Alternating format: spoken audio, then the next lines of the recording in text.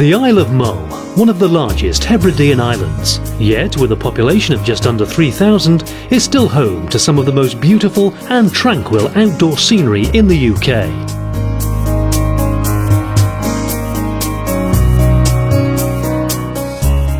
Just a short ferry trip from the mainland and you can be here, admiring the wildlife and the spectacular views that the island has to offer. But for 39 years, for 1 week of each year, the island has welcomed another breed of enthusiast. And now, once again, it's time for the 40th Tour of Mull Rally.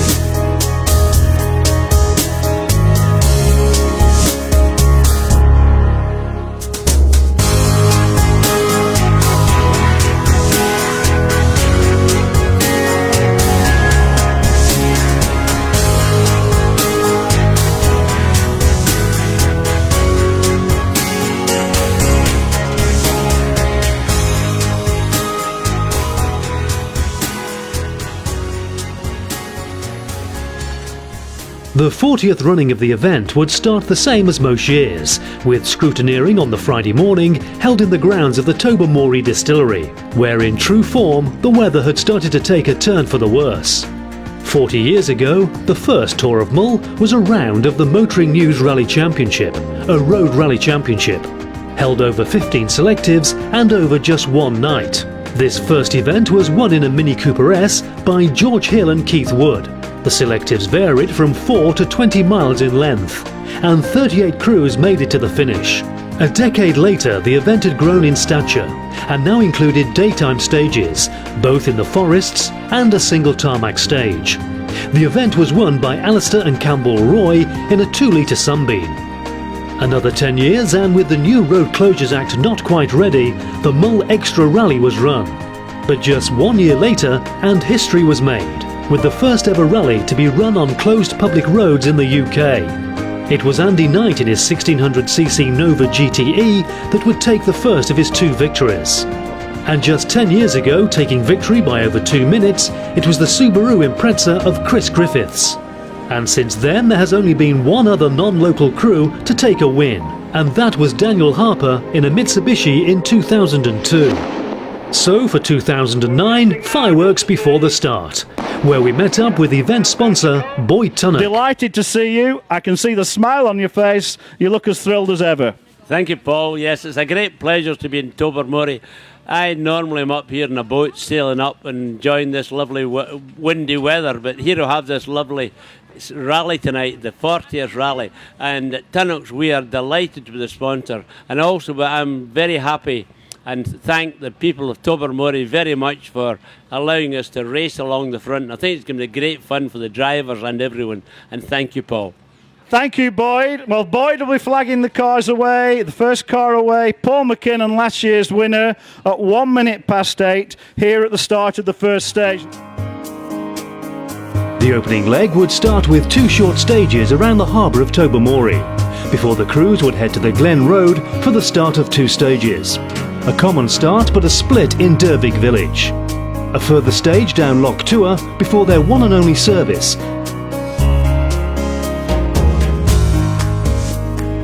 And then 2 final stages down Scridden and Gribben to end the night. And so, first onto the Tobermory stage, with a new navigator for 2009, Paul McKinnon and Ewan McGilvery, flagged away by Boyd Tunnock. 4, 3, 2, 1! Away goes Paul McKinnon! The weather had turned even worse, and so the grip levels were unpredictable, even for the 4-wheel drive cars.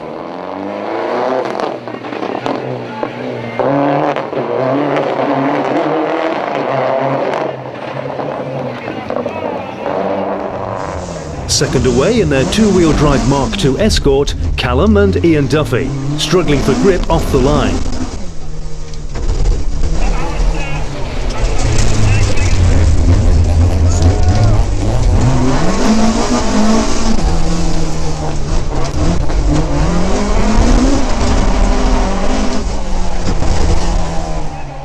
And as we go on board, you can see just how popular the event is. Spectators packed into every viewing point possible.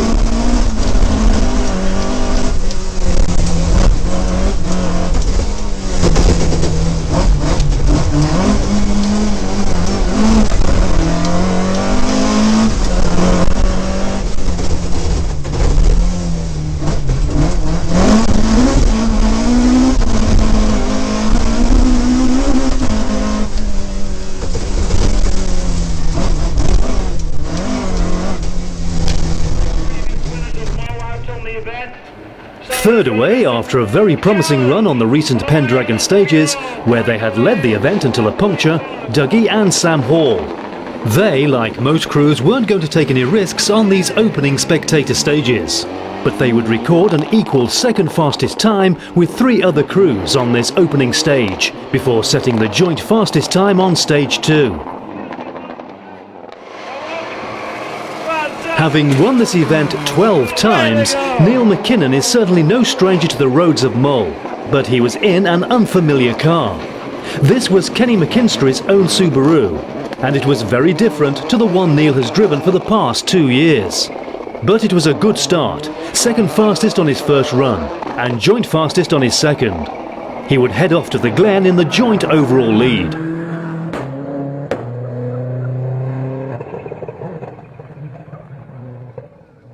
John Cope was still looking for that victory that has so far eluded him.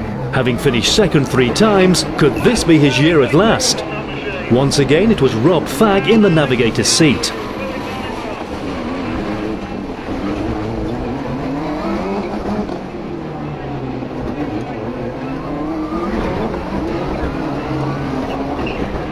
We'll take a closer look via this bumper-mounted camera.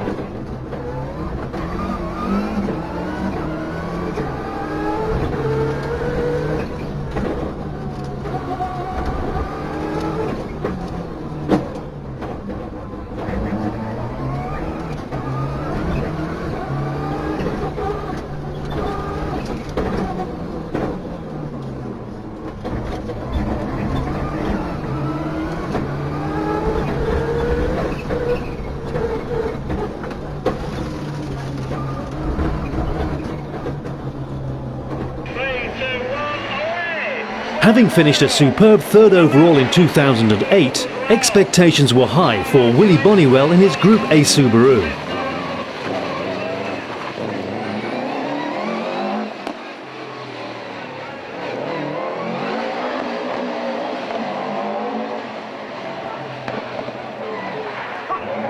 But here at the start of his second run, the starter refused to work. He would lose over 20 seconds and finish the stage in 136th position.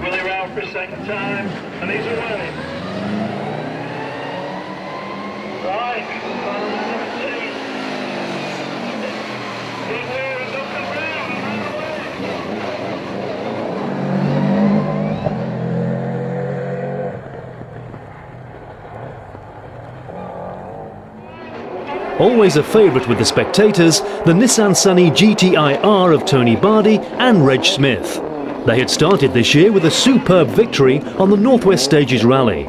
And it was a great start here in the slippery conditions as they shared second overall.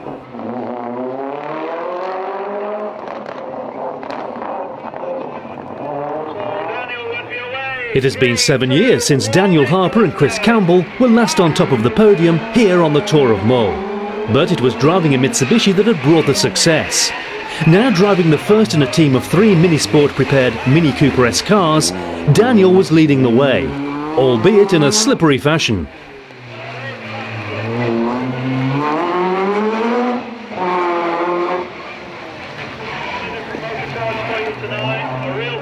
Seated at number 9 in the EAS Motorsport Mitsubishi Lancer, Dave Patterson and Paul Whittaker had got off to a good start. Another crew to stop the clocks on 55 seconds on the opening stage.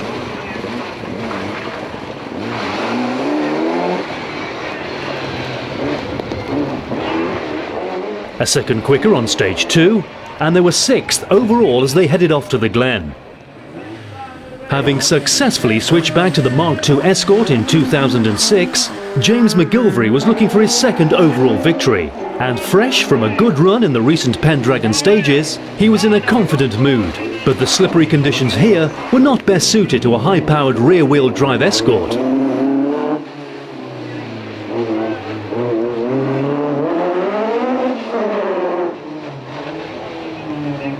Other cars to watch for setting good times around the harbour included Tristan Pye in a new-shaped Subaru Group N,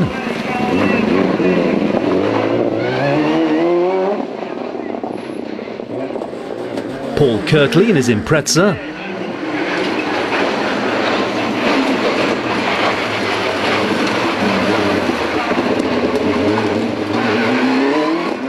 Jonathan Mounsey in his Mitsubishi,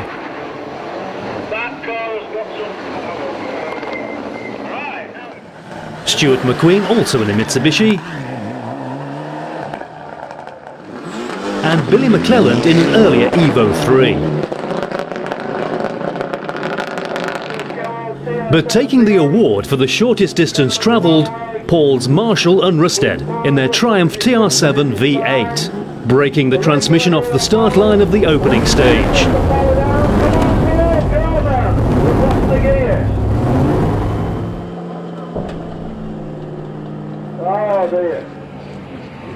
So here's some more highlights from the opening stages.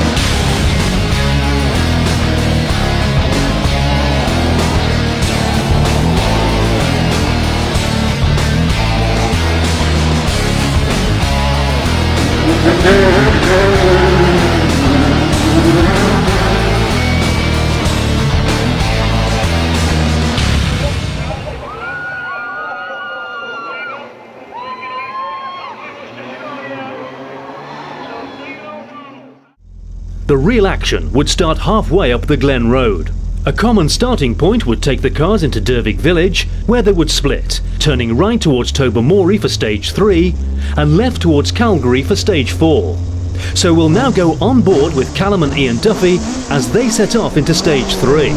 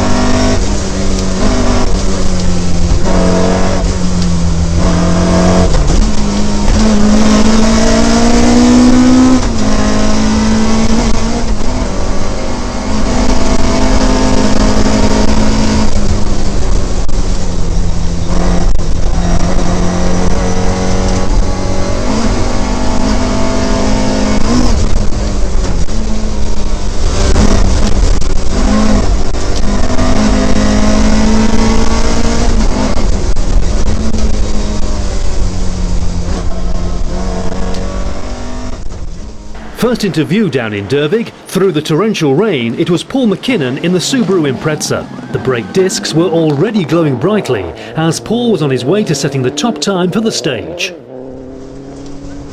Next interview, it was the Duffys. Only half the electric front screen seemed to be working, but luckily it was the driver's side.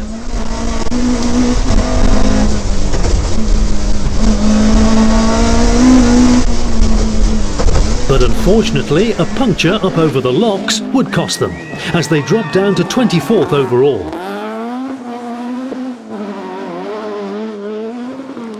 The rain seemed to be getting worse, but it didn't seem to be slowing Dougie Hall in any way. If anything, he seemed to be going even quicker.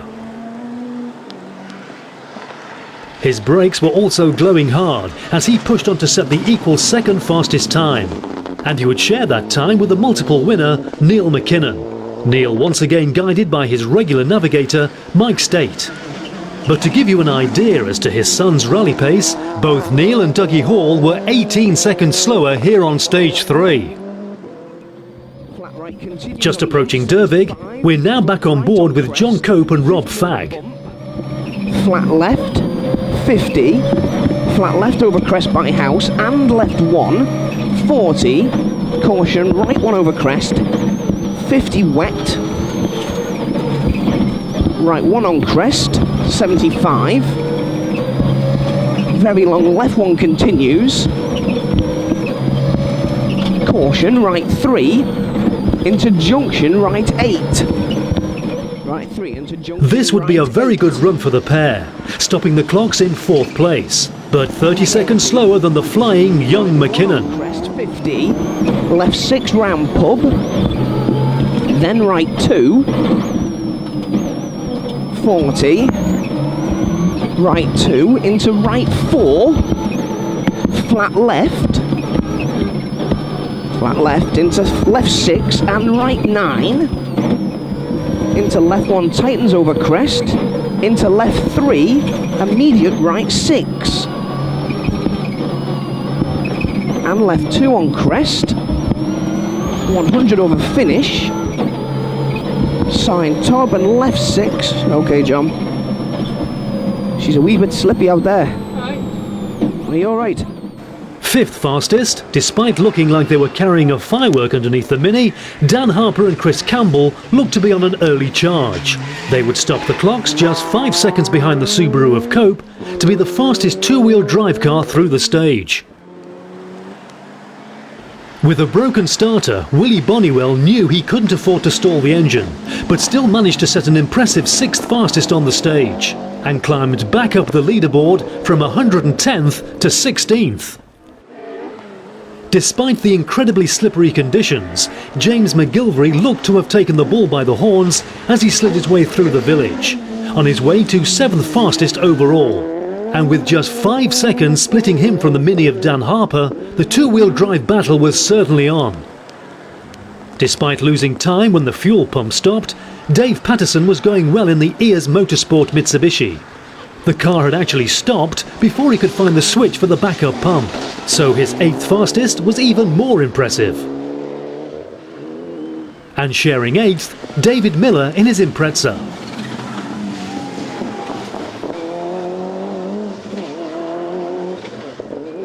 And just 1 second slower, rounding off the top 10 of this stage, it was the Mitsubishi Evo 9 of Wayne Sisson and Daniel Stone.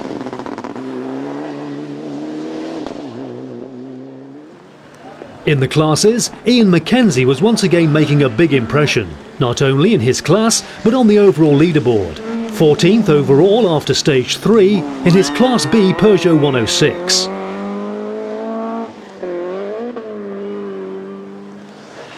Another local crew making a good start in their Class C Escort were Doug Weir and Duncan Brown, in the Browns of Tobermory backed car. And just 1 place behind, in the 5 Mile Garage-backed Fiesta ST, the young Stevie Brown and Andrew Roughhead.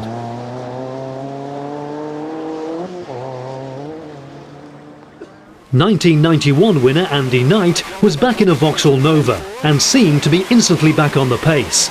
His navigator, Drew Sturrock. Flat crest, 40, flat crest 2 mid, into right 6 long over bumps at 150.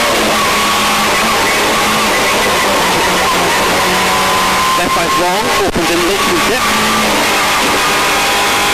Left 6 in, into right 5, and left 5, into right 6, 80, left 4 posto cut, 40,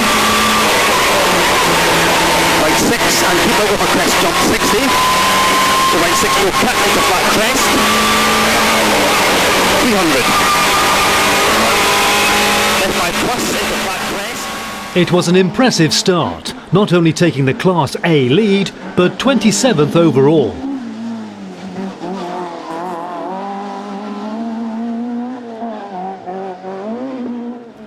Paul Kirtley was in trouble. The Subaru had lost a turbo pipe, and he was very down on power. But to add to his woes, he was worried about his rear suspension. Right, long, medium, left. Dave Hopwood and Sean Hughes had had an early scare when they discovered that they had a flat battery at the start. But here on stage 3, things were going better, despite poor visibility, and there being a lot of mud pulled onto the road. They would end the stage down in 42nd place. Okay, left. Medium right. Long, medium right, tightens. Tightens, slight left. Uphill 90 left. 90 right, 100. Medium right. Going well here and keeping the crowds entertained, a local favourite well supported, Eddie O'Donnell. But he was to be plagued by a slipping clutch and was down in 17th overall. And as Eddie headed towards Tobermory, Paul McKinnon was already into stage 4. The rain was actually starting to ease as Paul continued to push.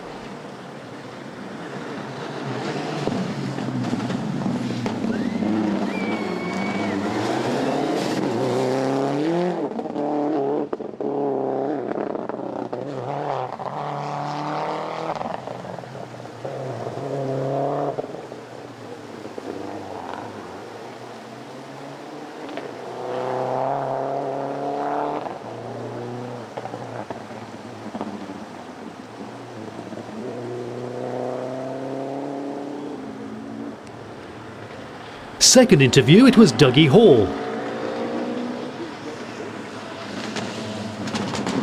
But where was Duffy?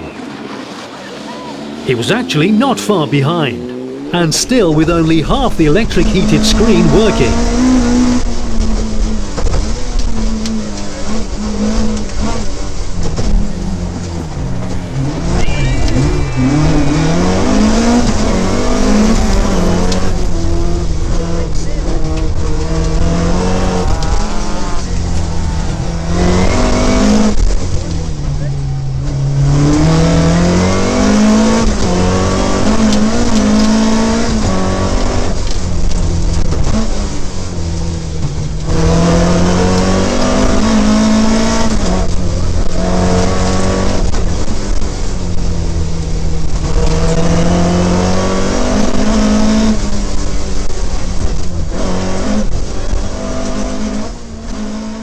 It was an impressive run for Duffy, stopping the clocks on 14 minutes 39 seconds, just 3 seconds slower than the four-wheel drive Subaru of Paul McKinnon.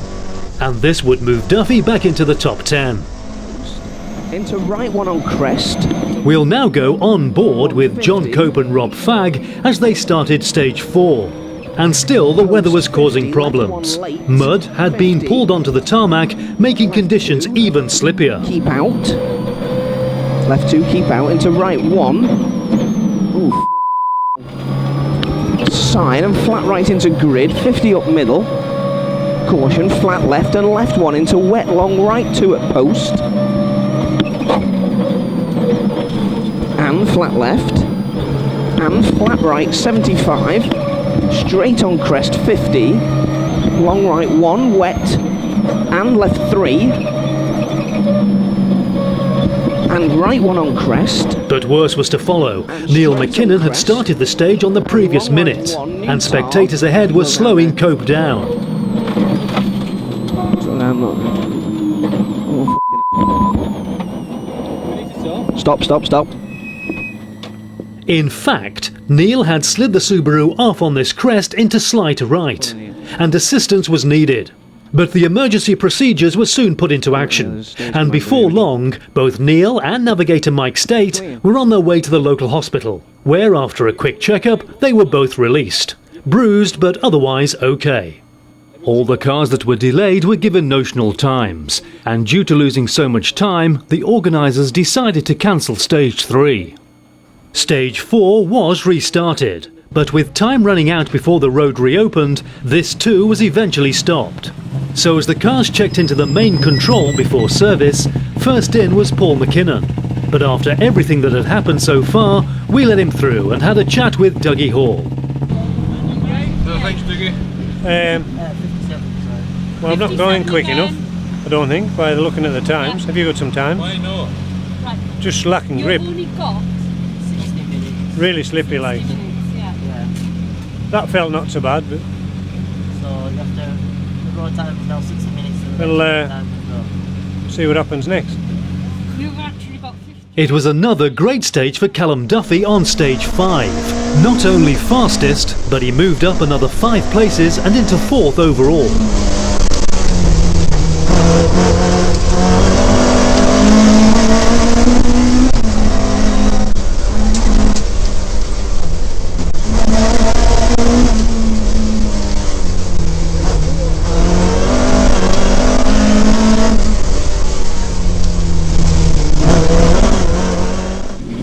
How was that, McCallum? That was alright, that one, aye. Not too bad. So it's starting to dry out a bit the road, so. Is it? Aye. Not so bad. So you're getting some grip with these tyres? These ones are good, aye, but with a puncher in the logs, Dougie caught Front us. or rear? Front. Dougie caught us and then passed us, so I don't know how much time we lost, it was quite a lot, so. That's life. Isn't it?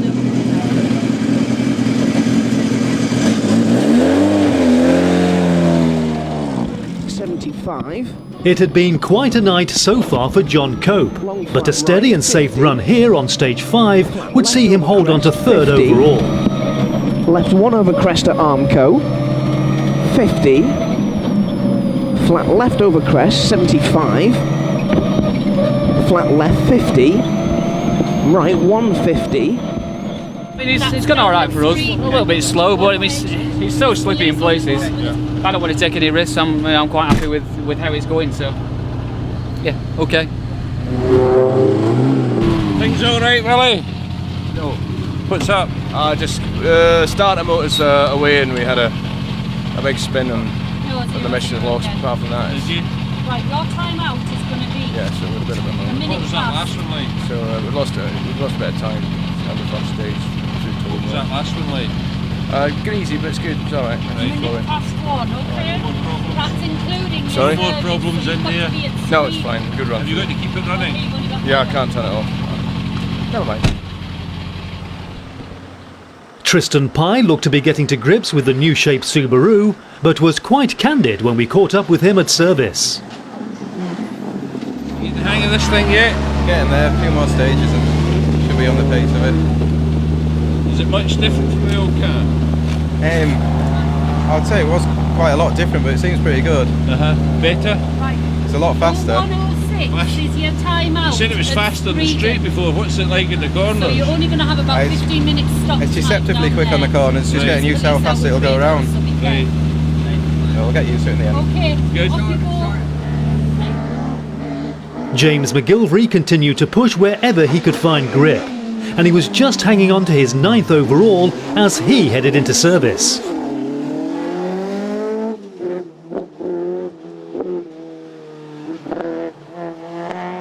And just ahead of James, Dave Patterson. Well, what were those zones like? First one, lost the fuel pump for about 4 mile. I've virtually Switch given over up. to spare. Yeah, switched over to spare. Completely forgot, like a complete numpty. And then we got stuck behind Neil's accident, blah blah blah. And we're just on that stage there. It's kind of difficult getting back in, so we stood there for an hour. Yeah. So, but then We were going all right, and we just had a massive sort of lock up, and that kind of sort of threw me for the rest of the stage. So, but we're all right with that. Not bad for first time. There were more problems for Dennis Biggerstaff. After a promising start, a puncture here would lose him over 4 minutes.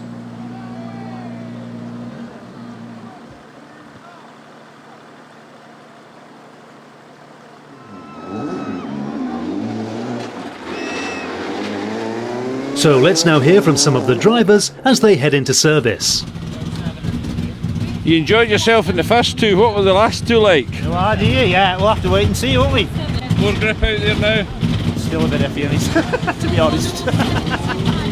Can't behaving yourself? Was alright, yeah. Good. Alright. How are things so far? Evening. Yeah, better now. Drier in that last stage, so we're able to go a lot faster. So feel better about it now. It was a bit. Water in places apparently. No, I mean like them lot have been through and cut across the grass. There's mud everywhere now. No, I mean it was very wet across the locks earlier on, but through Calgary and Loch Torth it's just a damp road now, greasy. So fine. Be okay now. Yes, feel fine. Things are going good. Thank you. How are things? Aye, they're alright, yeah. It was fun over the locks. Slippy?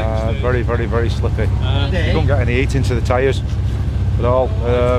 Around Calgary were alright. Once you realised that they were dry, you know, it was just damp, so you could actually get some warmth in there, so it wasn't so bad. That last one okay? Yeah, we caught Eddie O'Donnell down that one, but he warned us before on his clutches on its way out. So, but he pulled over and it didn't stop us. Didn't lose any time or anything. So, okay, thank you. Slipping or? Problems with the clutch, John. I say you just nail it and we're just slipping. But anyway, can you change it at Craigmuir? Probably not. We'll do it tomorrow. We'll just get through this next two and take it from there. Is it driving once you're on the go? Aye, but just when you're wanting the power, and you know what it's like, just revving its head off. So happy to be here at the moment, but I know that's not like you. Right. Thanks very much. How are things, John? After a good telling off from my wife. That was good. I enjoyed those last two. Why was she telling you off? Driving too slow. Too slow. She said, "That's it. We're not coming again unless you put your foot down." All right. So I did. I put my foot down and enjoyed it. Good. Well, okay, how are we doing? We're getting there. Slippy. Just got to take it easy and pretty dangerous in some bits. But that's not like you taking it easy. I've learned from my mistakes, so now I've got to take it easy. The car behaving itself? Not saying anything at the moment, but thanks to heaven's alright. So. Did Maxie help you set it up beforehand? No, Gary Muir this time. He's doing work to the car for us. So. Good. Right. 15 minutes. How are you? No, I asked the questions. How are you? What do you think of Mull so far then? Staggering. Is it? Absolutely fantastic, but staggering. Better now for us that it's dried up a wee bit. But amazing, more, I want more. Can the car cope with the bumpy roads? Yeah. No Plenty problem. of suspension travel? Okay, thanks for that. Plenty of suspension travel? Plenty of suspension travel. Good. We've got to go. Yep.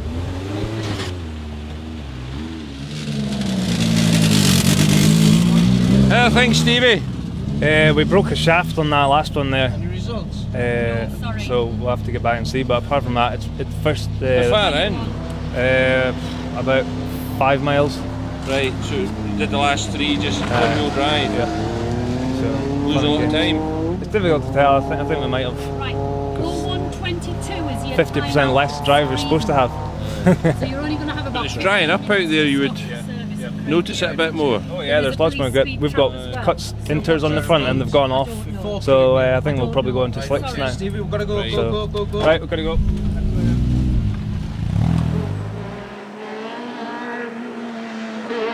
Guy, how's it going so far? We've had a problem. We had electrical fire somewhere in stage 4, and just struggling to keep it on the road. It's a bit too wide for these lanes, but on that, it's going all right. Yeah, still here anyway. Finding it slippy? Very slippy, yeah. Very slippy. Unpredictable, but same for everybody. 3 left here. 2 right over. Not very good, John. Why not? What's up? We had a big moment in coming down the Glen Road. On both sides, back and forward. He's caught the grass and it just went full broadside both ways. Aye, really? Aye. 3 right here, Billy. 3 right here over crest. 60. 2 left, 60. 2 right, 100 here. 3 left here, 100. 3 left. Long 2 right over bump, 100. Well, Timo, first time out in this, how's it going? Steady. Bit steady on the tyre choice, went for full wets, which was okay on the first stage, but proved wrong on the last 2, which dried up with the delay, but never mind. Yeah, it's how's steady. the car? I think it'll be alright when I get used to it. I need to be up a gear though, just pushing on a bit more. Better than the old one? Tell you later.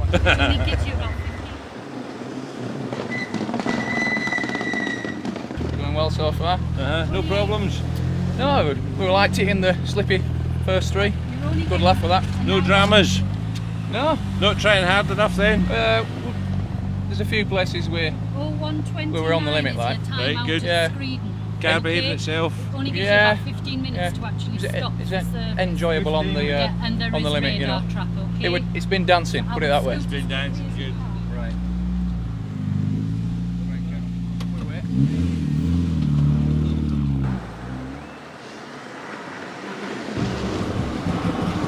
How we doing, Steve? Yeah, we're having an interesting run. The lock stage was just so slippy, and we're on wets. So the last 2 have been extremely interesting because I think they've cooked.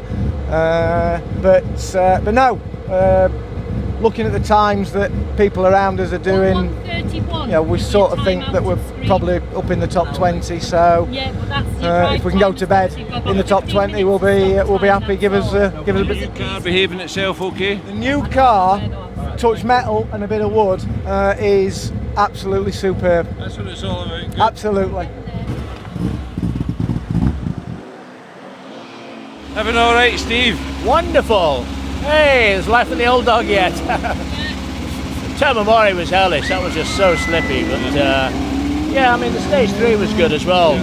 Apart from halfway up the Glen, there was for the cattle grid, there was a left-hander just covered in mud. We nearly had a very big one there. Went down the whole straight sideways, but that one was just awesome. I love that stage. Plenty of grip.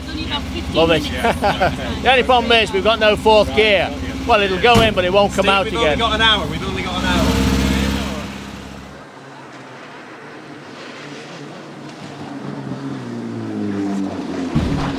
Chris, how's it going? Not having a good night. We hit the Armco down in Dervig. Knew you could get to where we're staying. Turbo's gone on this one, so we're having a bit of a problem. But so it's a bit tricky getting round at the moment. Yeah, it is, but we'll see if we can get it fixed and get back out again. Okay, good luck. Thanks a lot. Bye for now. How's it going so far? Puncture on the first one and no intercom on all 3. It's been a little bit tricky then. Slight disaster, I would say. At least you're still here though. Yeah, well, maybe not for long. Right. Okay, good luck. Some people are describing it as a little bit scary. How have you found it?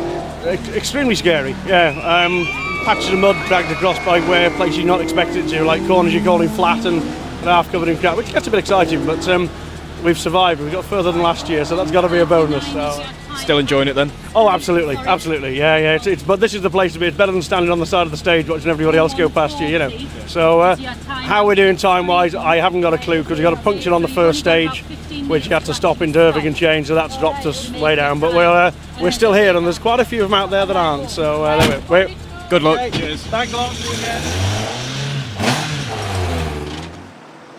How's it gone so far? Well, we've got a funny noise coming from the gearbox of the diff, so I'm not really sure what it is. But you don't really hear it when you're going competitively, but when you drive on the road section, it's banging. Do you reckon you'll get it fixed in service? Possibly, yeah. We'll see what it is then. Finding it slippy out there? The first stage was, but that wasn't too bad at all. So, yeah, it's all right actually. It's all right. Excellent. Well, good luck for the rest of the rally. Thank you very much indeed. Cheers. Thank you. How's the course been performing so far? Not too bad. We had a bit of an off on stage 3. We did a wall of death up a bank, but we managed to get away with it, so had a bit of a spin. But on that last, on the stage 4, we're a bit slow around Calgary Bay. I don't know why. We got caught by a car, but then we caught him up on the next stage, so I don't know what all that was about. But no, it's all right. Not too bad, I think. I think we're second in class, so that'll do us for now. How have you found it so far? Challenging. We had the bonnet blow up on us on stage 3, so we had to stop and bring it back down, and we couldn't get the bonnet pins to line up, so very, very slippy as well. We had a couple of, before the bonnet blew up, we had a big happening heading towards an embankment, sorted that out, and we had a big happening on the Veig to Tobermory as well. We've settled down a bit better now. Okay, well, good luck for the rest of the rally. I think we'll need it. Thank you. Cheers, good luck. Thanks.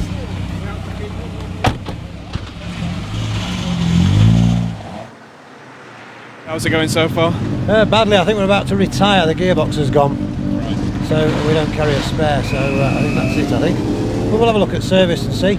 Yeah. So and then we had a bit of a bad tyre choice when we came out after stage 3 and put wets on, and then sat on the mountain while it all dried out. So hey ho. Thank you. Cheers. Yeah, it's going really good actually. Yeah, happy enough. Yeah. Nice and steady. You know yourself. Get through Friday night. We can have a go Saturday night. If we still do Saturday night. Are we still doing Friday night? Do you know whereabouts you're in class? No, we're not really worried. We're just out for a bit of a spin and see how we get on. That's the way, isn't it? Oh, absolutely. Good luck. There's a fair attrition rate in this rally just to be there, like, you know. Good luck. Thank you very much. All the best. And unfortunately at this point, the organisers ran out of time, so all remaining crews headed straight to service.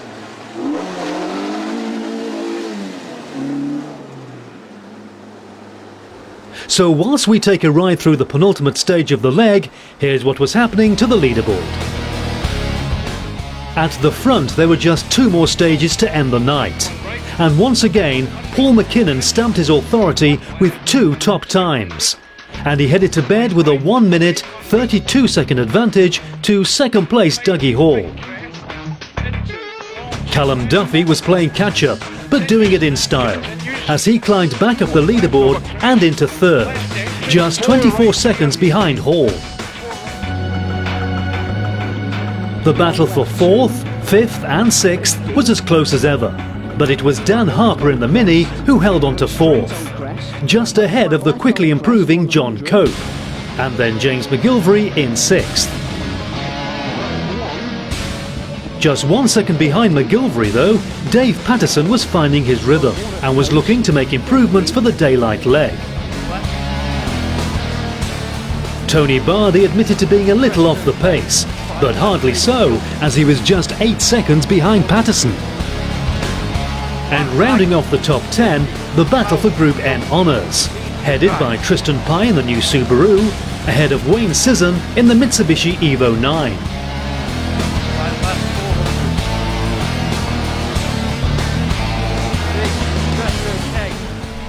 Further down the order, we're now on board the Fiesta of Bruce Hosey and Bernard McSweeney. A car had gone off ahead of them and pulled a large rock into the middle of the road. Crestone course, 120. Whoa. Amazingly, other than losing the interior lights, they would make it to the end of the leg, but retire at the start of the following day.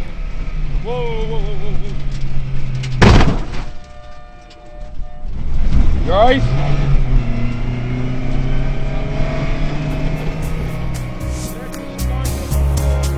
So here's confirmation of the leaderboard, with Paul McKinnon in a comfortable first place ahead of Dougie Hall in second.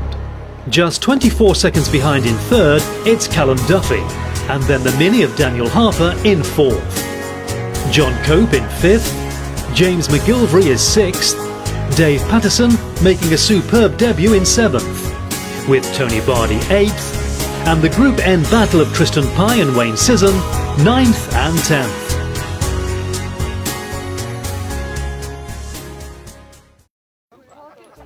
Day 2, and at last, the weather seemed to have eased as the crowds gathered for the opening daylight stages.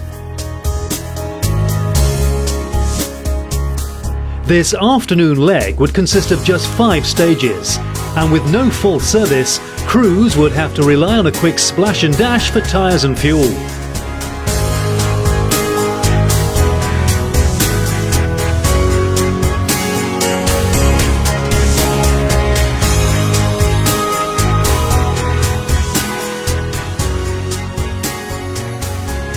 The overnight leader, Paul McKinnon, was first into the stages and had a good run through Loch Tua. And here on Calgary Bay, he was flying.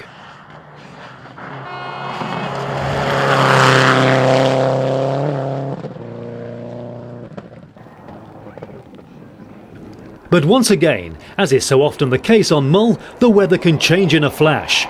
And further into the stage, Paul was about to get caught out. A simple mistake and the Subaru left the road, leaving the car too damaged to continue. And this suddenly put Dougie Hall into the lead. But he had not been without his own problems. A broken drive shaft on the opening stage had cost him over 30 seconds. But here in Calgary, he was throwing caution to the wind and would set a superb time, stopping the clocks on 10 minutes 52 seconds. Meanwhile, Callum and Ian Duffy were putting in a determined effort. We'll join them on board as they tackle the Hill Road stage with another top time.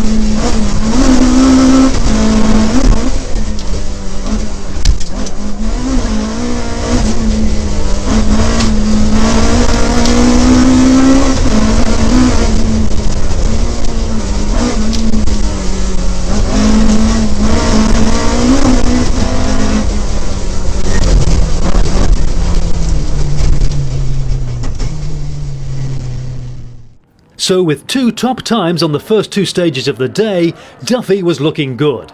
And here on Calgary, he was again pushing.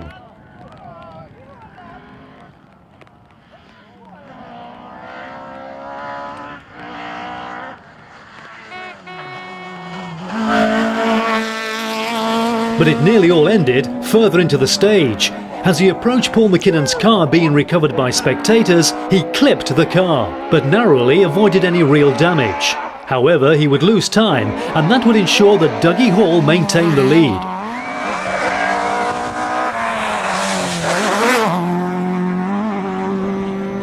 All this also meant that John Cope was now back in the running too. We'll join him and Robert Fagg here on the opening stage. Crest, 75.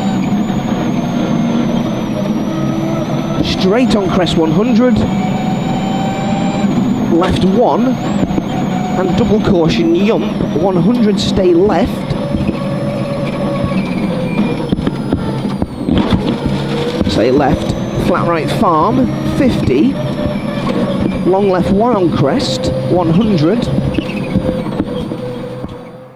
Into stage 10, Calgary, and John was still on his slick tyres. Yet despite the rain, he still managed the second fastest time. 50, long flat right and flat left on crest, and straight on crest into flat left, into straight on crest 75, tricky now, crest into flat left on crest, don't cut, caution dip and flat left at sign, and crest immediate right 9, caution, and left 5, don't cut, right 5 out, into caution crest, hairpin left, watch the hairpin, 50, caution, left 3 on crest, into right 9, 50, right 1 and left 1, and flat right over crest, okay, carry on. And that was Paul McKinnon's car parked up. John would continue with a top time on the second hill stage and was slowly reeling in the Mini of Daniel Harper. Daniel was putting in another great performance in the Mini. The time and effort that had been put into the car's handling was paying dividends, as it seemed to float over the jumps. He too would have a fright though, as the front hub was starting to come loose. But a quick repair after the stage and he was soon back to full speed.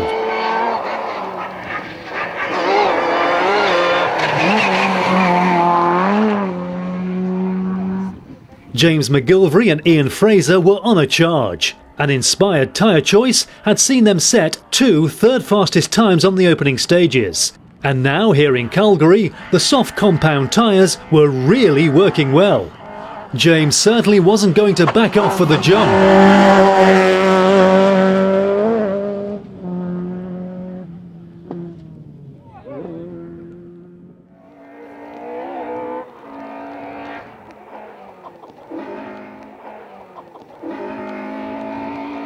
Another third fastest here would see him hold on to his 5th overall.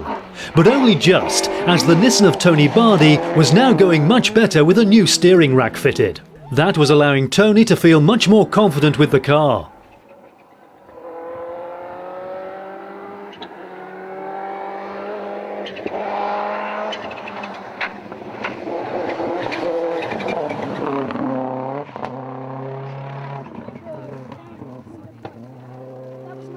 Dave Patterson had started the day in fine form, stopping the clocks just 10 seconds slower than Duffy on stage 8. But then a run of punctures would see him slowly dropping down the leaderboard, until his gearbox finally cried enough, ending a very promising run.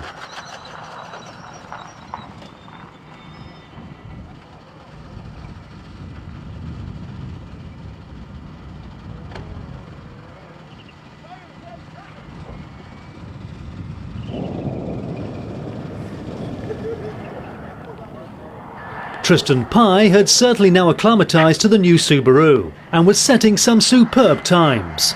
But his Group N lead was slowly diminishing, as directly behind him, the Mitsubishi of Wayne Sisson was taking time out of him. In fact, Sisson was quicker on stages 10 and 11, and going into the final stage of the daytime, just 34 seconds separated them both.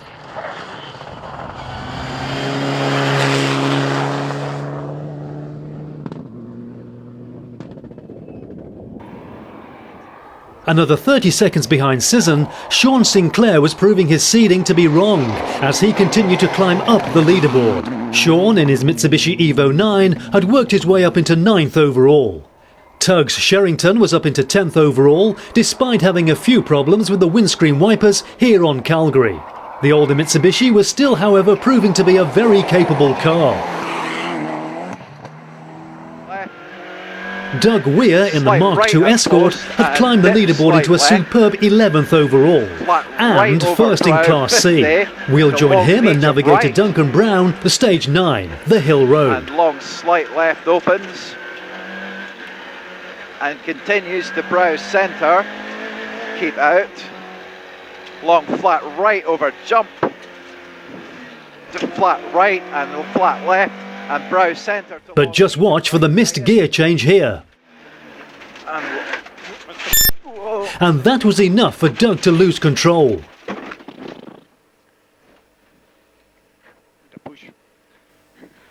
It would be over a minute and a half before they were back on their way, and they would lose the class lead.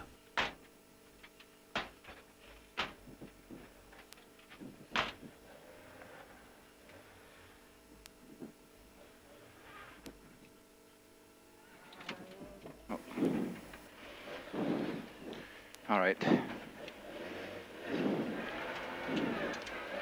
wheels are all on. Yeah, they're all fine.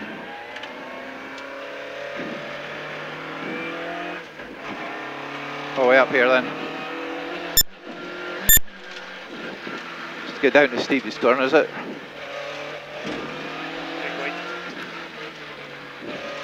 Oh, medium right, bump, medium left, keep flat right over long brow. The slight right over brow, medium left. And it was the Mark I Escort of Chris Curly Haig who would move into that class lead. But after the second run over the Hill Road, just 20 seconds separated Haig from Weir.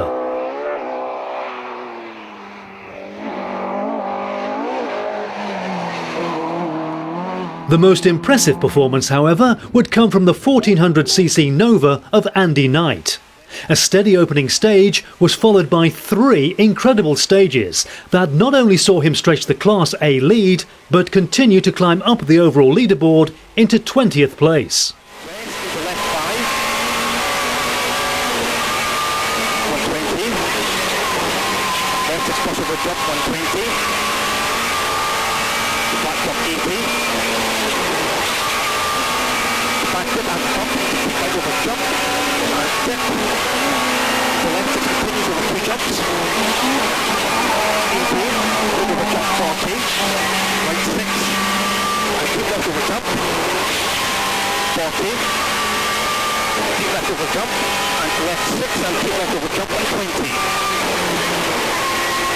Caution left 6 plus over big jump, little flip, and left 5 continues in over crest, and right 1 long.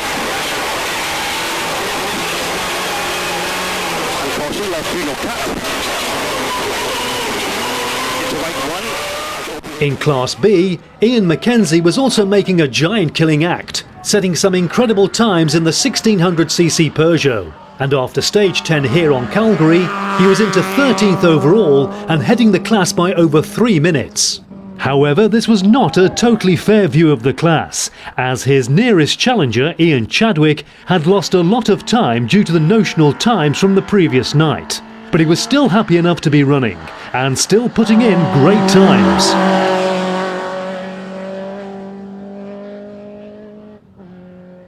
Many crews had suffered with the notional times, and this included the second in Class A crew of Mark and Andrew Constantine in the Corsa, and the Nova crew of Matt Tarbert and Geoff Haig.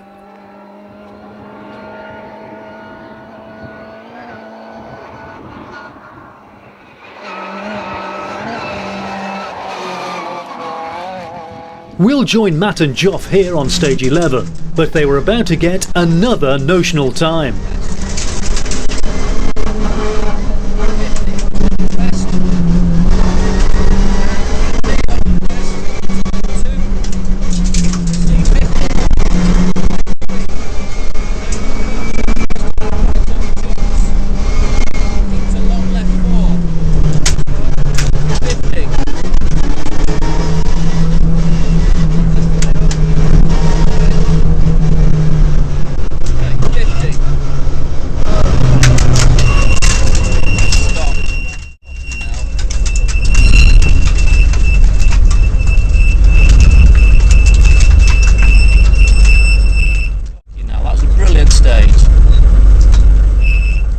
And that was the Mitsubishi of Ross Hunter and Eldon Hall.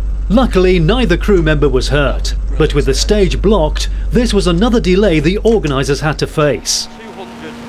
Having recovered from a slow start on the opening leg, Dave Hopwood was feeling much more confident in the daylight and had worked his way back up the leaderboard from the low 40s into 23rd as he entered Calgary Bay. But a flickering oil light was cause for concern. Slight right, 90 left, what's your braking on this? 90 left, K left. Slight left over crest, don't cut, 100. 90 right over bridge, bump.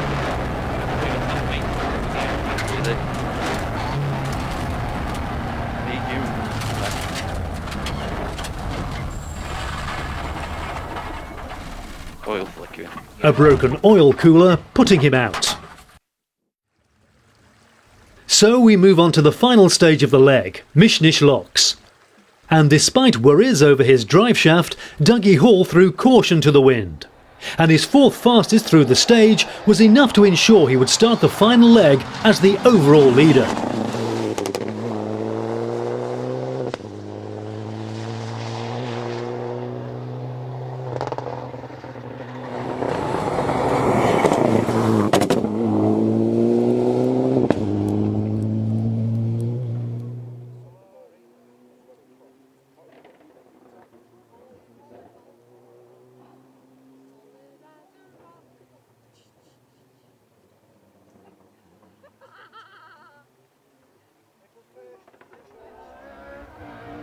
Other than the slight nudge with Paul McKinnon, Callum and Ian Duffy had had a great afternoon, moving into the lead on stage 8, then dropping back to second after the altercation on Calgary. They would end the leg with 2 more second fastest times to sit in a comfortable second overall, 38 seconds behind Hall.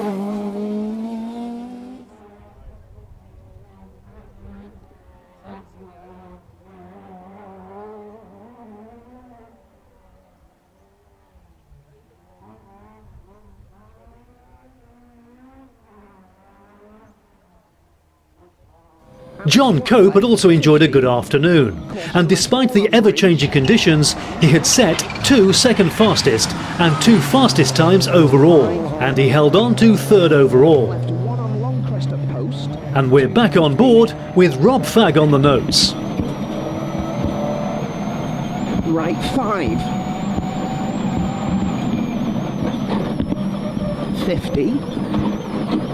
Left 1 and right 1. And long left 2,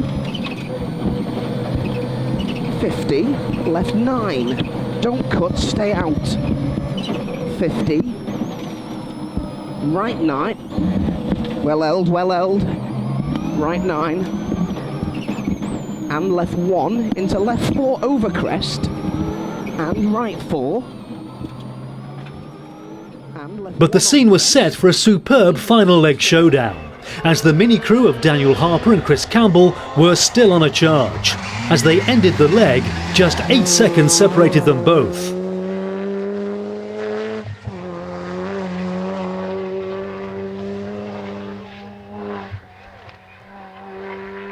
Just 10 seconds behind this scrap for 3rd, James McGilvery and Ian Fraser were revelling in the conditions. He thought he had picked the wrong tyre, but another short shower played into his hands, and he stopped the clocks on equal second fastest with Callum Duffy.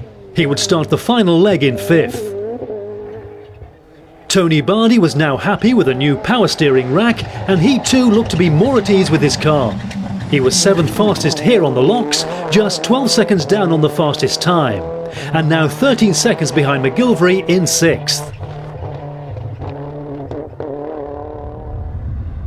Tristan Pye had enjoyed a good run through the daylight stages, but this was until this final stage, picking up a puncture which would cost him a good 30 seconds. He would, however, just hold on to the class lead, a mere 1 second separating him from the ever-improving Wayne Sisson.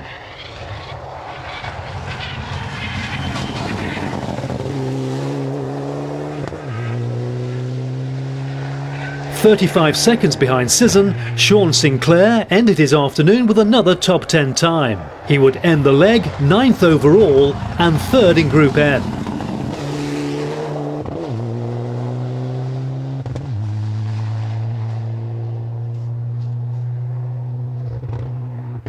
Fourth in Group N, John Swinsko admitted he just wasn't going fast enough, but the shiny Mitsubishi was still in good position, just outside the top 10.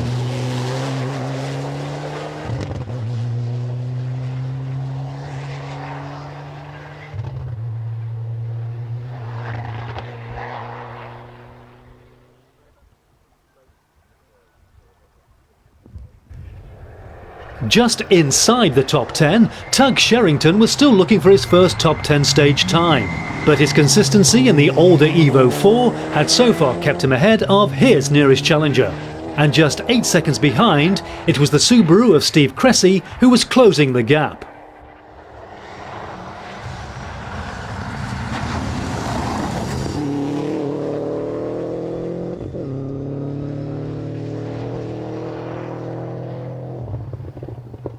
Incredibly, in just a 1600cc Peugeot, Ian Mackenzie was setting similar times to the four-wheel drive cars ahead.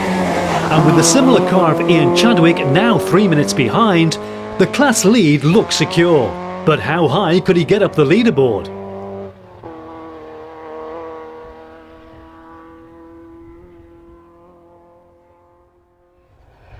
John and Jim Rintoul were next in their Mitsubishi and would hold on to 14th overall, but just 3 seconds behind the flying Peugeot of Mackenzie.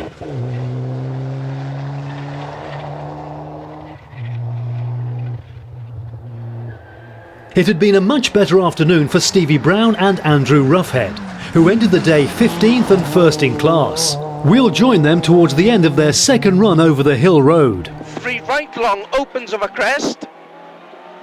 50, 4 right minus and 4 left minus in, 30, 4 left plus long, middle flat crest, 50, 3 right plus continues of a crest, 80, keep flat left in and flat right in of a jumps, 50, 4 left plus, 50, middle flat crest, 6 left plus over crest and 4 right, 100, middle flat crest and 4 left plus, 40, okay.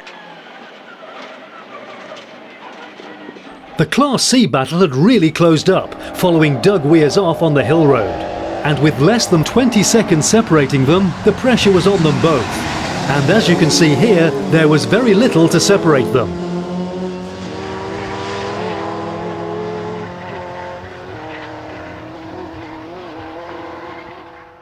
Even more impressive was the Nova of Andy Knight. Not only was he extending his Class A lead, but he was actually reeling in the 2 Class C cars ahead.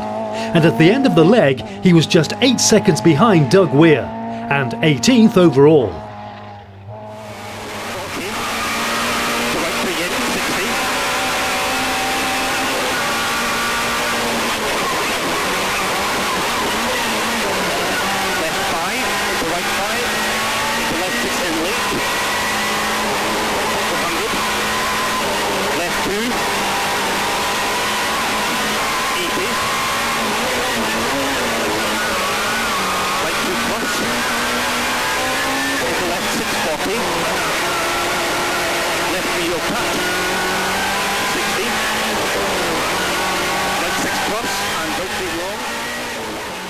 Jonathan Manzi was really enjoying the damp conditions, despite still running on slick tyres. He would end the leg in 19th overall. And rounding off the top 20, another Mitsubishi, this one belonging to Tim Stell.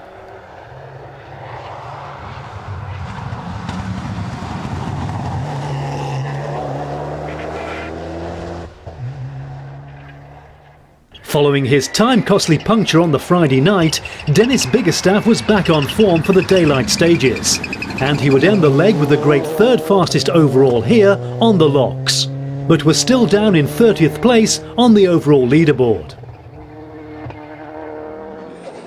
Grant Fleming and Fergus Loudon in the Tunnock-sponsored Fiesta ST were enjoying a relatively trouble-free run and were second in the Group N Class C category.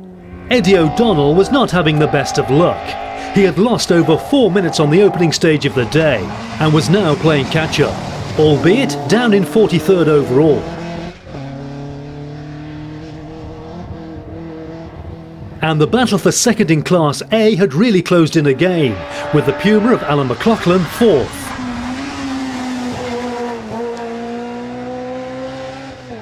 Matt Tarbut was third, but was now just 27 seconds behind the Corsa of Mark Constantine.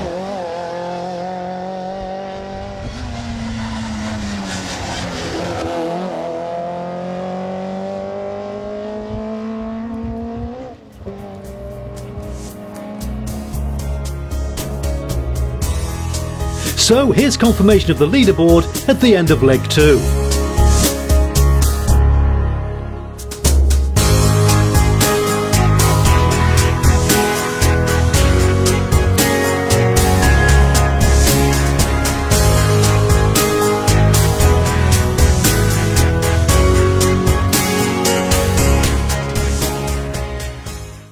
For the final leg, just 5 more stages lay ahead.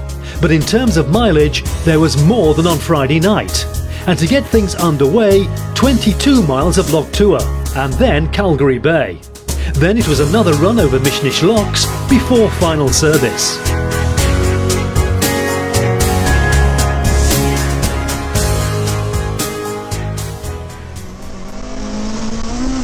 So here we are on board with Callum and Ian Duffy, and we're approaching Ensay.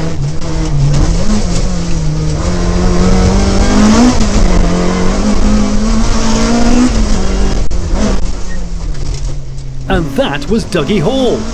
Dougie had suffered a puncture and had been forced to stop and change it. But how much time had he lost? Callum pushed on.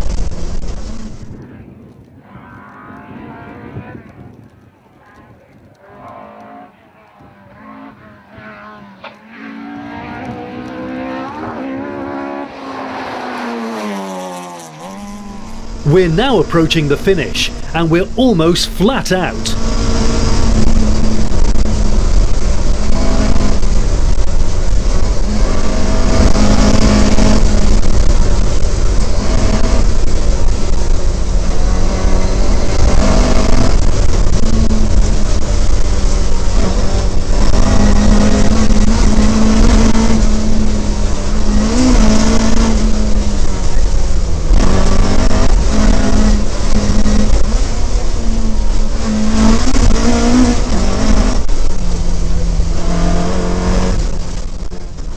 He would stop the clocks on 21 minutes 11 seconds, and that would be 14 seconds quicker than any other crew, and put him back into the overall lead. Third into the stage, John Cope and Rob Fack, and they were approaching Dougie Hall, still changing that puncture. Left 9. And right 1 on crest, 50. Right 1 on crest at post, and left 1 on crest. Left 1 on crest and right 1. But there was no time to reflect on the outcome. They had crashed out at this stage last year, so concentration was vital. 75. Flat left on crest. 50.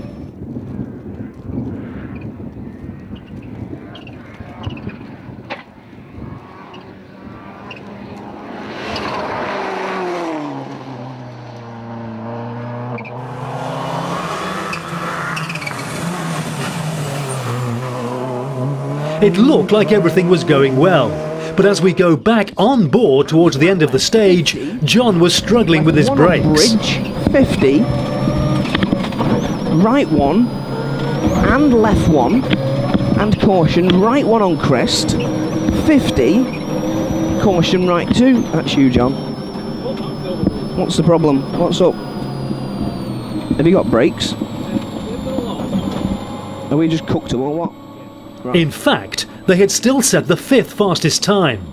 But how would Daniel Harper respond? He did pass Dougie Hall, still changing that puncture. But he was totally unaware that John Cope had struggled through the latter part of the stage, and so he pressed on.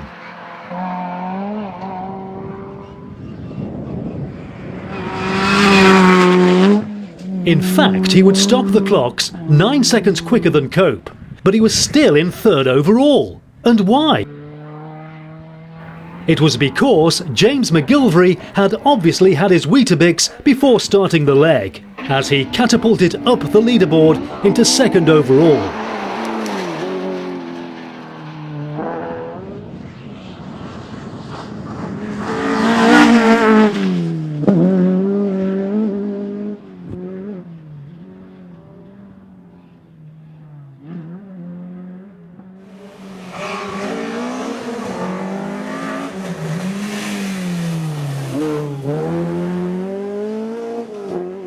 It's not the first time that Dougie Hall has lost the lead of this event, but it was the first time for something as simple as a puncture.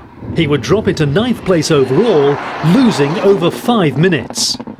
Dougie's misfortune was everyone else's gain, and so Tony Bardi now moved up into 5th overall, the Nissan exhaust lighting up the evening darkness.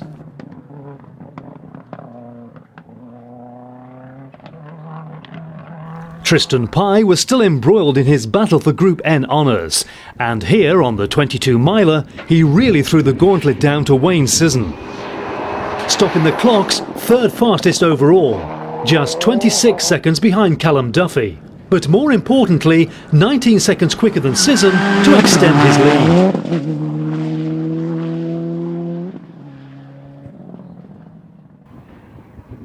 It was still a good stage for Sisson, but he would have his work cut out if he was to reel in, let alone pass, the Subaru of Pye.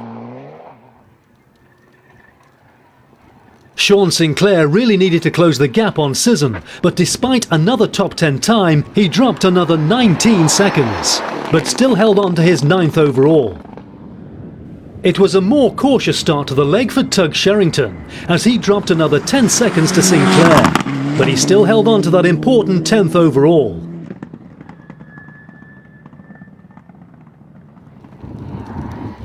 It was another safe run for John and Paula Swinsko, but John was now just aiming to get to the finish rather than try any heroics. Ian Mackenzie continued to push the little Peugeot to its limits with another great stage, and he moved up again into 12th.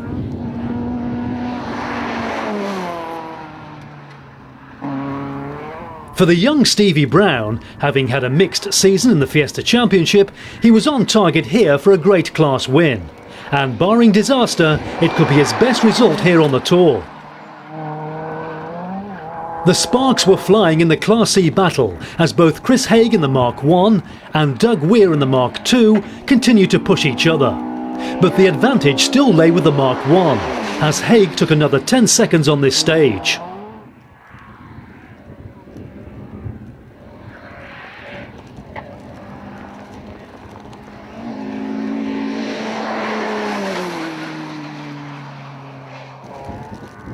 And still heading Class A, nearly a full minute quicker than anyone else in the class here, another stunning performance from Andy Knight.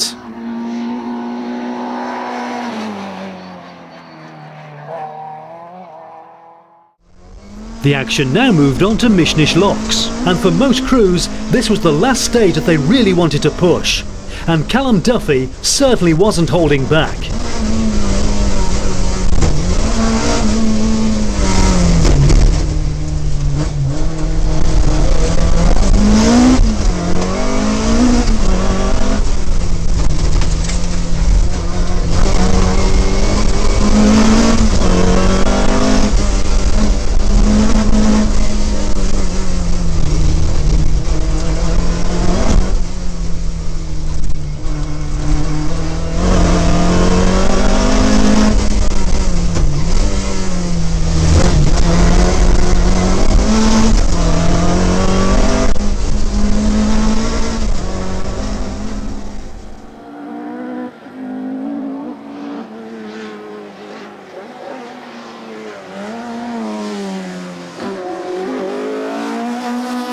It was another flawless run, stopping the clocks on 7 minutes 1 second.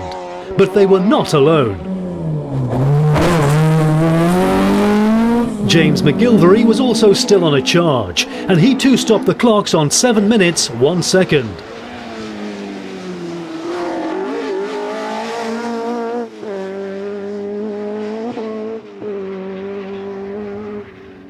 It was a better stage for John Cope, but one we know he always does well on.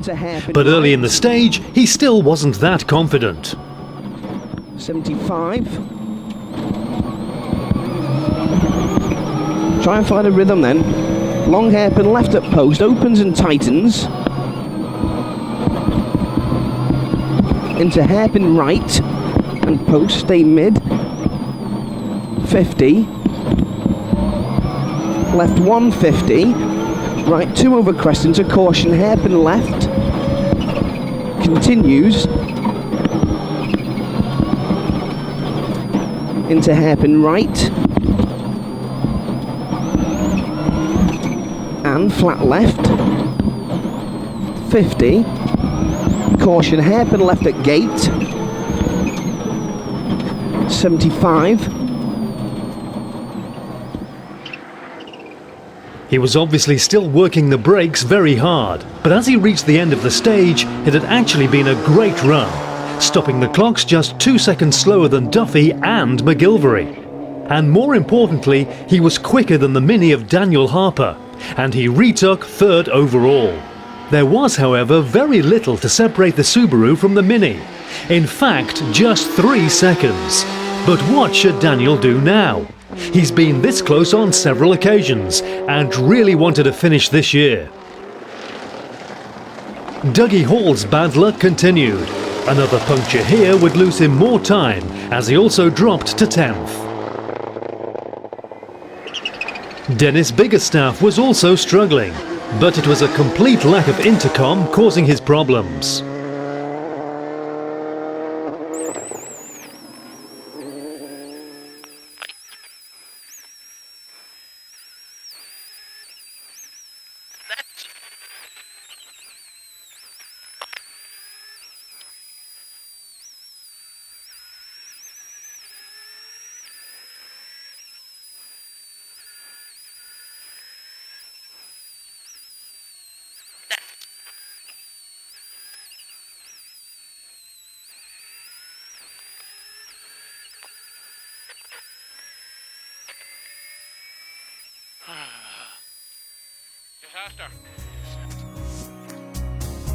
The remaining places would stay fairly static as the cars headed to the final service down in Craigmuir, where it was announced that stage 16 would be cancelled on safety grounds, and so just 2 stages remained.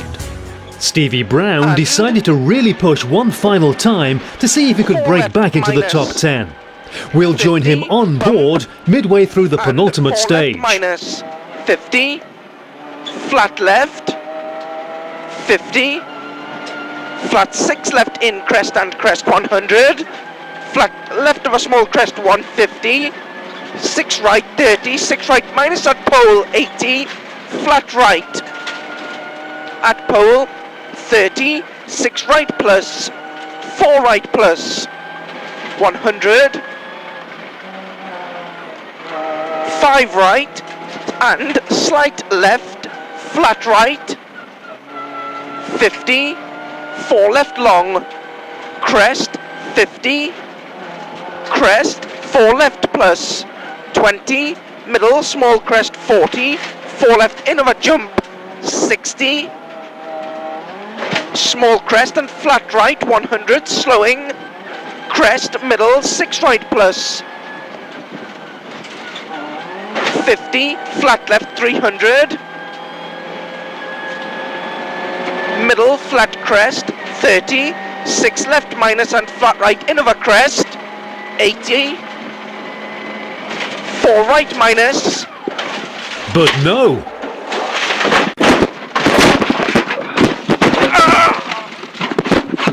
You okay? Yeah. Are you okay? Yeah, you? Yeah. Okay? Yeah. Sure? And once again, the undulating roads had taken another victim. In slow motion, you can see the car just got out of shape over this jump. and game over. You okay? Yeah. Are you okay? Yeah, you? Yeah. Okay? Yeah. Sure? Yeah.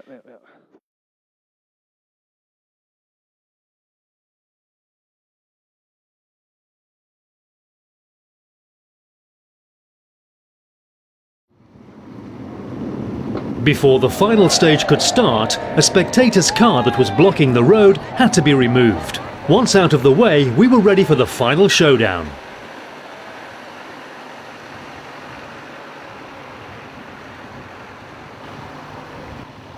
So now, here's a class-by-class look at the finishers. In Class A, the 12th place would go to the Skoda Felicia crew of Nicola Harper and Tom Spencer.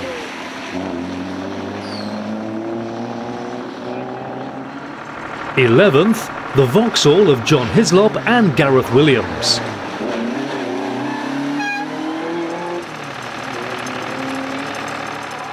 '10th, the Mark II Mini of Dougie Ingram and Olam McCrone.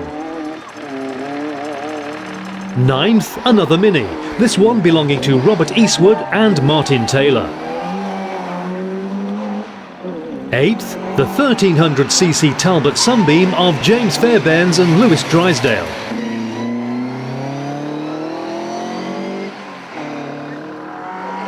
7th would go to the highly modified Ford KA of Callum Bendel and Paul Hughes. 6th, the Vauxhall Nova of Chris Shield and Jeff Fletcher. 5th and 45th overall, the Group A Nissan Micra of Hayden Williams and Chris Sanderson.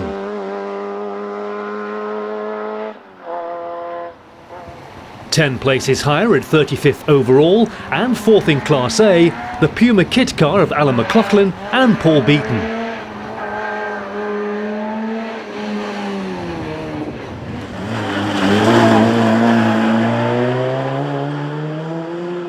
The battle for second in Class A had been a great close contest, and had it not been for the notional times of Leg 1, it may well have been a different result. But taking 3rd and 30th overall, the Nova of Matt Tarbut and Geoff Haig.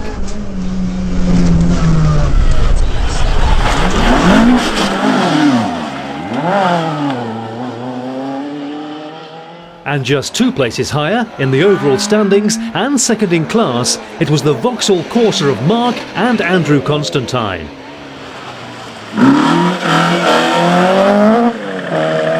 But making a welcomed return to Mull, not only taking a convincing class win, but 16th overall in a 1400cc Nova, Andy Knight and Drew Sturrock.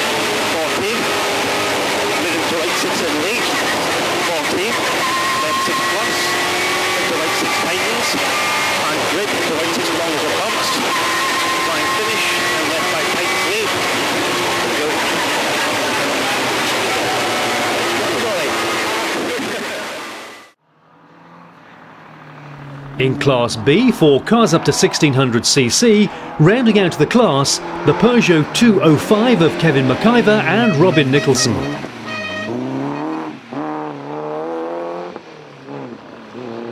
Eighth in class, the Vauxhall Corsa GSI of Norman McPhail and Neil McVicker.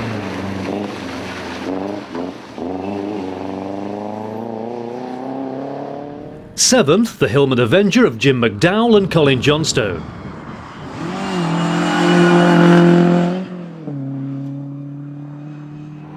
Sixth, the Peugeot 205 of Alec Brown and Robbie McCallum. And just 1 place ahead, 51st overall and 5th in class, the Citroën Saxo of Donalds Brown and Brown Jr. 40th overall and 4th in Class B, the Vauxhall Nova crew of Andy Jenkinson and Carl Swinnerton. Over 30 seconds ahead, but just one place clear, the Peugeot 106 of Ewan Mackay and Michelle Falconer, third in Class B.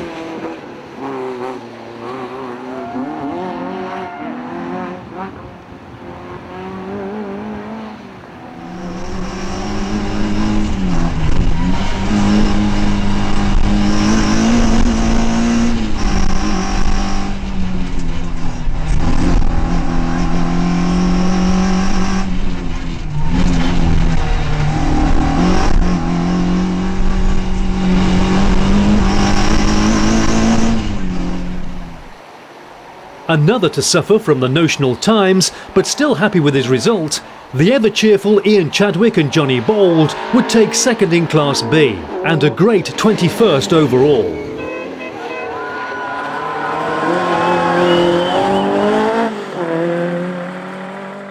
But taking an emphatic class win and 14th overall, Ian and Angus Mackenzie in a Peugeot 106.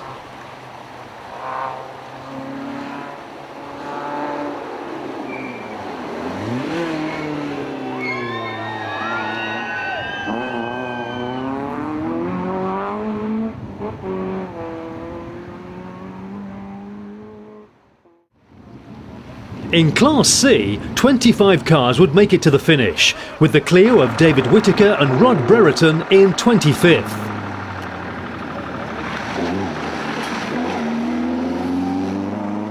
'24th, the Escort Cosworth of Mark and Dominic Booth.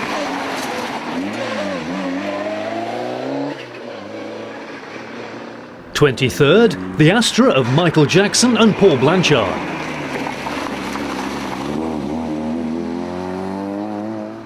'22nd, the Peugeot of Martin Beach and Steve Hallmark. '21st, Richard and Pat Egger in their Escort Mark I. '20th, Fergus Gray and Martin Jenkins in their Peugeot 206.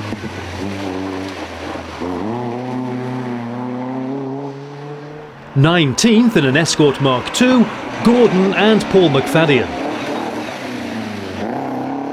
Finishing 18th, Pierre Newton and Daniel Simcock. 17th, Dave Riley and Gary Dillon.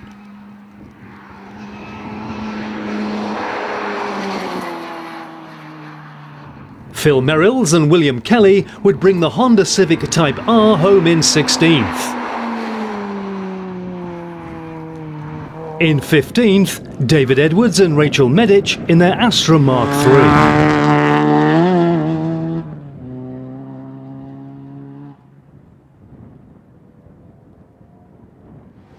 Regular Mull competitor Dave Holland and navigator Neil Gator would bring their Escort home 14th in class, 44th overall.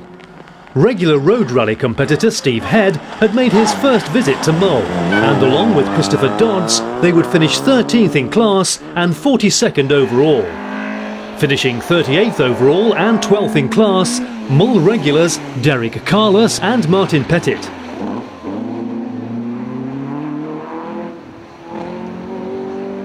'11th in class, Paul Daniel and Mark Runciman.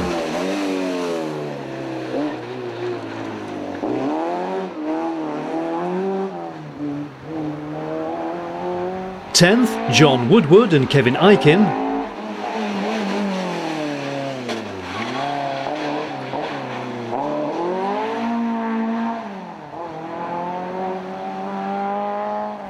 9th, Ian Woodward and Rich Pover.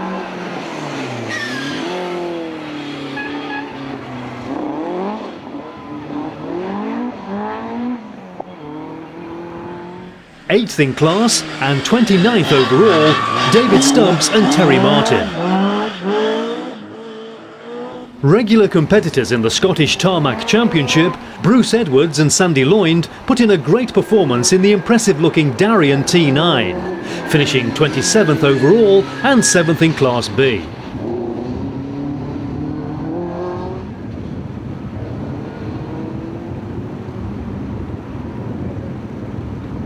Just one place higher and 6th in class, finding time for a quick spin, the Ford Escort of Damien Hagan and Fiona Boa.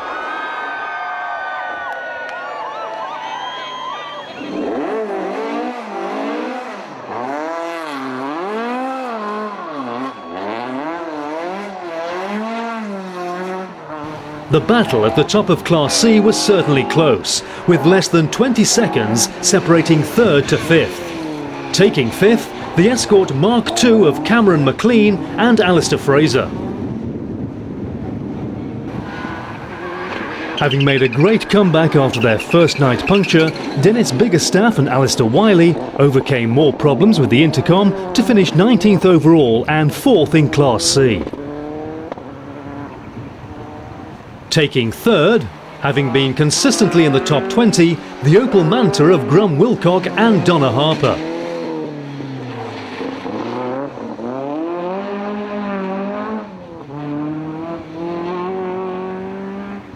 Having taken the lead halfway through the second leg, Chris Haig and Sally Peacock looked set to take the class win. And despite a great final stage, they would have to settle for second, as after an incredible final stage, taking almost 20 seconds from Haig, Doug Weir and Duncan Brown would take the class spoils and 13th overall.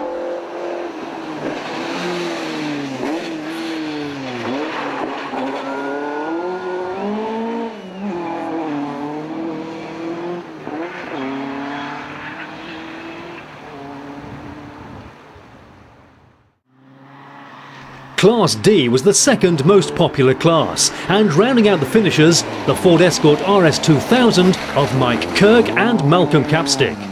20th in the class, bringing their BMW 325 home, Tommy Graham and Mike Bailey. 19th, Mike Kent and Colin Stockill.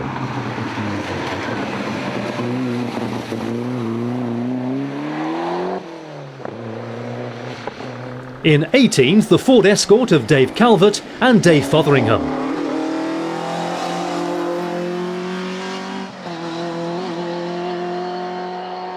'17th, and the third of the Minisport BMW Minis, Ian and Gary Davis.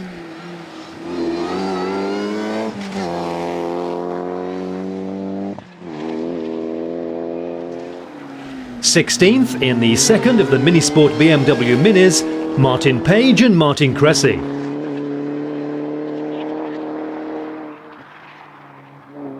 '15th, the Subaru Impreza GC8 of Alan Cameron and Angus Williams.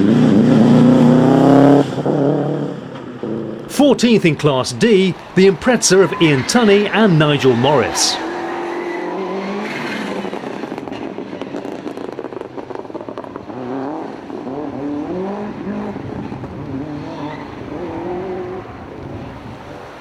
Just over a minute quicker and one place ahead, the Escort Cosworth of Paul Miller and Katie Mashiter.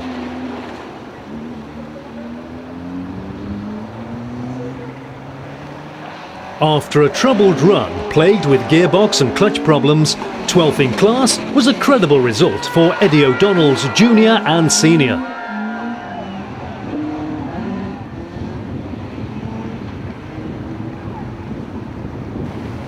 11th in class and 25th overall, the result wasn't a true reflection of their event for Steve Cressy and Sam Collis. A puncture on the long one had dropped them from a possible top 10 position.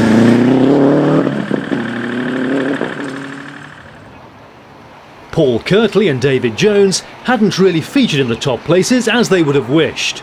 Turbo problems holding them back all the event. They would take 10th in Class D.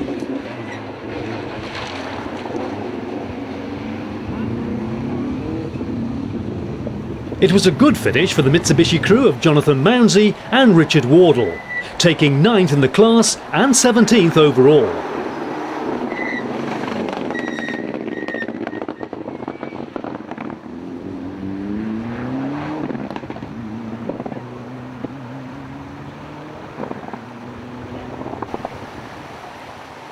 Finishing just outside the top 10, John and Jim Rintoul would bring their Mitsubishi home in 12th overall and 8th in Class D.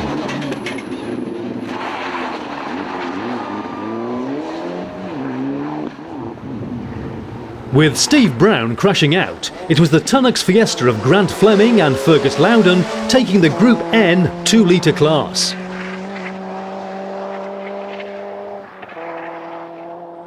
It was a close battle throughout in the biggest engined Group N class, Stuart McQueen and Neil Shanks finishing 6th and 24th overall.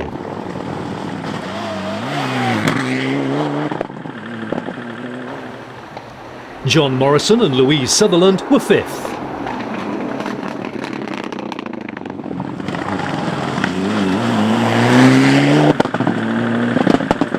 11th overall, and just missing out on a class podium, 4th in class would go to the Evo 9 of John and Paula Swinsko. And so we finally arrive at the top 10. Having a late private battle with a recovering Dougie Hall, 10th overall and 7th in Class D, and still entertaining, Tug Sherrington and Sam Bold.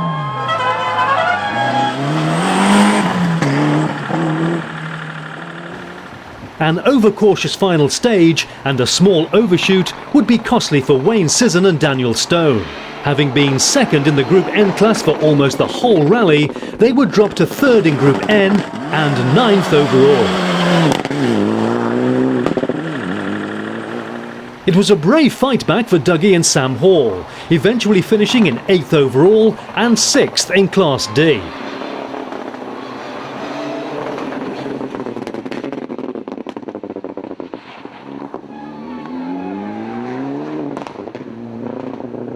Sean Sinclair and Chris Hamill had also taken things relatively easy on the final stage, but they had done enough to take 2nd in Group N and 7th overall.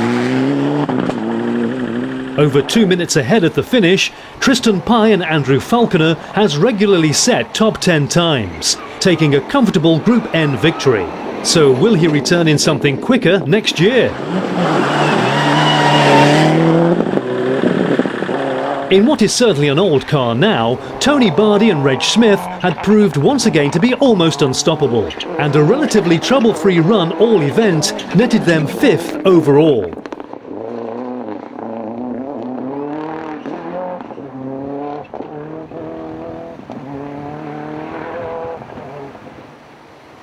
The battle for 3rd and 4th would go right down to the final stage, with John Cope and Robert Fagg holding the initial advantage.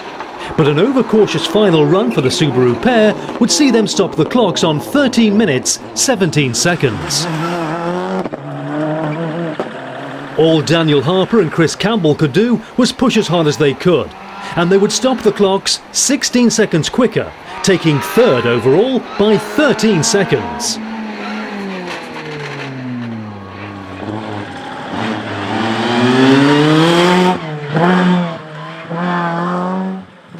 James McGilvery and Ian Fraser had really turned up the wick on this final leg. 2nd fastest on this final stage, they would take 2nd overall, 35 seconds ahead of the Mini.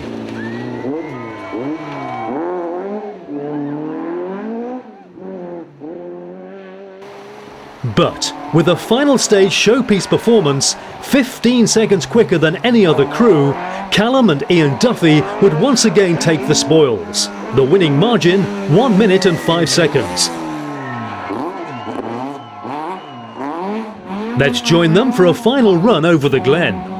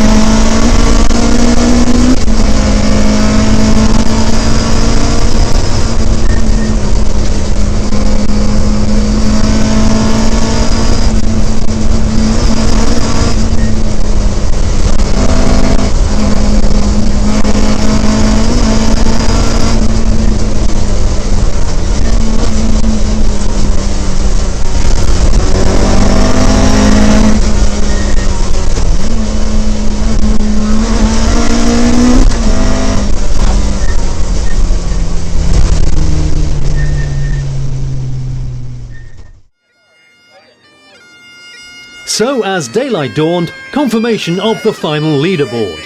And we'll leave you with the Sunday parade and a final word with Callum Duffy.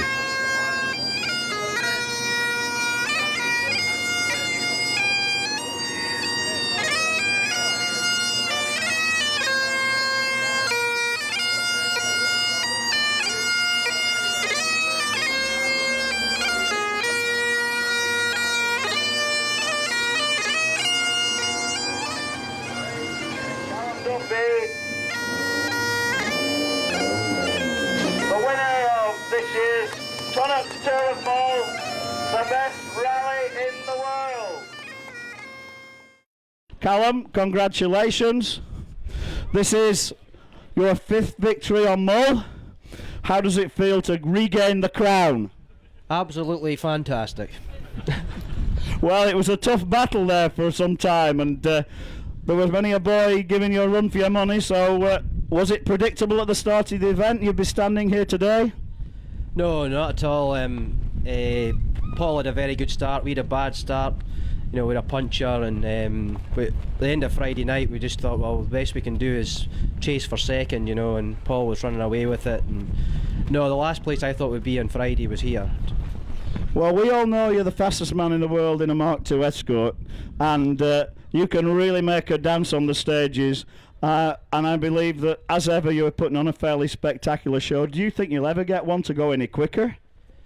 I suppose maybe. I don't know. I don't know what you've got to do to them though, you know. And they're just a fantastic car to drive and really good fun. And that's what it's supposed to be. It's a hobby. It's not a profession. So it's supposed to be fun. Well, anybody coming to the island who didn't know you, didn't know the island, didn't know what you can do in this car would have said, you know, there's no chance against the Subarus and Evos. But you've really shown that it can be done again. And next year, what's your plan? The same car?